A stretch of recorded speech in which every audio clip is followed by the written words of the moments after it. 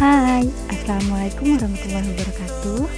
Perkenalkan, nama saya Mia Santika dengan NPM 1911030128. Di sini saya akan menjelaskan materi tentang konflik dan negosiasi untuk memenuhi tugas mata kuliah analisis perilaku organisasi dengan dosen pengampu Bapak Aditya Pradito MPD. Baik, langsung saja ke materinya. Yang pertama, ada definisi konflik. Menurut Robbins 1996 dalam Organization Behavior menjelaskan bahwa konflik adalah suatu proses interaksi yang terjadi akibat adanya ketidaksesuaian yang berpengaruh atas pihak-pihak yang terlibat, baik pengaruh positif maupun pengaruh negatif. Selanjutnya, ada tingkat-tingkat konflik. Tingkat-tingkat konflik dibagi menjadi 4, yaitu yang pertama, konflik intraperorangan. Konflik ini muncul dalam diri seseorang individu dengan pemikirannya sendiri, atau individu mengalami semacam tekanan-tekanan dalam dirinya sendiri secara emosional.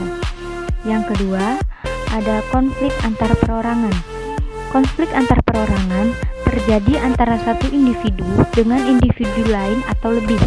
Biasanya disebabkan oleh adanya perbedaan sifat dan perilaku setiap orang dalam organisasi. Lalu yang ketiga, konflik antar kelompok. Konflik antar kelompok terjadi apabila di antara unit-unit kelompok mengalami pertentangan dengan unit-unit dari kelompok lain. Pertentangan ini bila berlarut-larut akan membuat koordinasi dan integrasi kegiatan menjadi terkendala atau mengalami kesulitan. Lalu, yang terakhir atau yang keempat yaitu konflik antar keorganisasian. Konflik bisa juga terjadi antara organisasi yang satu dengan yang lain karena adanya ketidakcocokan suatu badan terhadap kinerja atau organisasi. Selanjutnya, ada proses konflik. Dalam proses konflik terdapat tahap-tahap. Tahap pertama yaitu potensi pertentangan atau ketidakselarasan. Tahap pertama ini adalah munculnya kondisi-kondisi yang menciptakan peluang bagi pecahnya konflik. Kondisi-kondisi tersebut tidak harus mengarah langsung pada konflik, tetapi salah satunya diperlukan jika konflik akan muncul. Yang kedua, tahap kognisi dan personalisasi. Tahap ini penting karena dalam tahap inilah biasanya isu-isu konflik didefinisikan. Pada tahap ini pula, para pihak memutuskan konflik itu tentang apa. Selanjutnya, tahap ketiga, yaitu intention. Intention adalah keputusan untuk bertindak dengan cara tertentu. Seseorang harus menyimpulkan maksud orang lain untuk mengetahui bagaimana sebaiknya menanggapi perilakunya itu, mengintervensi antara persepsi serta emosi orang dan perilaku mereka. Tahap yang keempat yaitu behavior. Tahap perilaku meliputi pernyataan, aksi, dan reaksi yang dibuat oleh pihak-pihak yang berkonflik. Perilaku konflik ini biasanya merupakan upaya kasat mata untuk mengoperasikan maksud dari masing-masing pihak. Lalu, tahap yang kelima yaitu hasil. Jalinan aksi reaksi antara pihak-pihak yang berkonflik menghasilkan konsekuensi.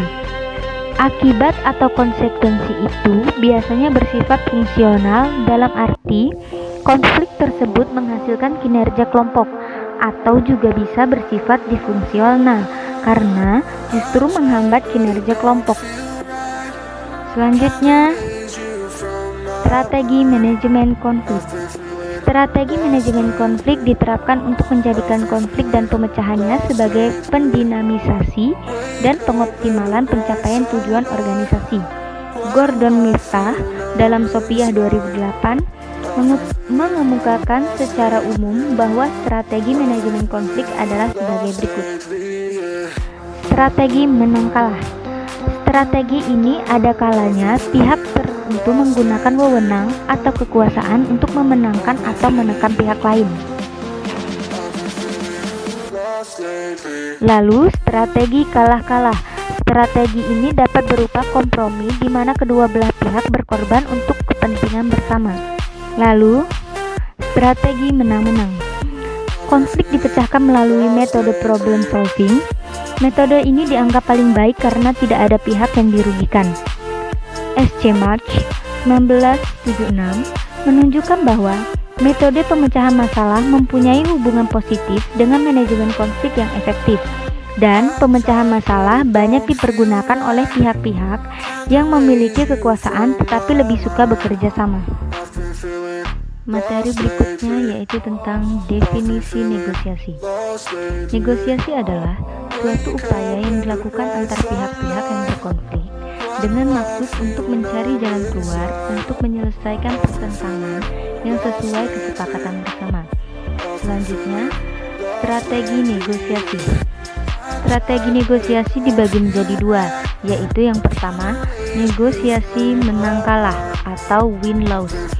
Pandangan klasik menyatakan bahwa negosiasi terjadi dalam bentuk sebuah permainan yang nilai totalnya adalah nol atau zero sum game, yang artinya apapun yang terjadi dalam negosiasi, pastilah salah satu pihak akan menang, sedangkan pihak yang lainnya kalah atau biasa dikenal dengan pendekatan distributif. Yang kedua, yaitu negosiasi menang-menang atau win-win. Pendekatan yang sama-sama menguntungkan atau pendekatan integratif dalam bernegosiasi memberikan cara pandang yang berbeda dalam proses negosiasi. Negosiasi menang-menang adalah pendekatan penjumlahan positif. Situasi-situasi penjumlahan positif adalah pendekatan di mana setiap pihak mendapatkan keuntungan tanpa harus merugikan pihak lain. Materi selanjutnya yaitu proses negosiasi. Proses negosiasi dibagi menjadi 5 tahap. Proses negosiasi dimulai dengan yang pertama yaitu persiapan dan perencanaan. Sebelum bernegosiasi, perlu mengetahui apa tujuan dari Anda bernegosiasi dan memprediksi rentangan hasil yang mungkin diperoleh dari paling baik hingga paling minimum bisa diterima. Yang kedua, definisi aturan-aturan dasar. Begitu selesai melakukan perencanaan dan menyusun strategi, selanjutnya mulai menentukan aturan-aturan dan prosedur dasar dengan pihak lain untuk negosiasi itu sendiri. Dalam fase ini, para pihak juga akan bertukar proposal atau tuntutan awal mereka.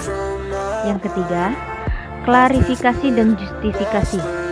Ketika posisi awal sudah saling dipertukarkan, baik pihak pertama maupun kedua akan memaparkan, menguatkan, mengklarifikasi, mempertahankan, dan menjustifikasi tuntutan awal. Yang keempat, tawar-menawar dan pemecahan masalah. Nah, pada tahap ini akan terjadi tawar-menawar antara dua pihak untuk mencapai sebuah solusi, di mana solusi tersebut akan berguna untuk memecahkan masalah. Yang terakhir yaitu penutupan dan implementasi. Tahap akhir dalam negosiasi adalah memformalkan kesepakatan yang telah dibuat, serta menyusun prosedur yang diperlukan untuk implementasi dan pengawasan pelaksanaan. Baik, mungkin hanya segitu materi yang dapat saya sampaikan. Saya akhiri. Wassalamualaikum warahmatullahi wabarakatuh. Terima kasih.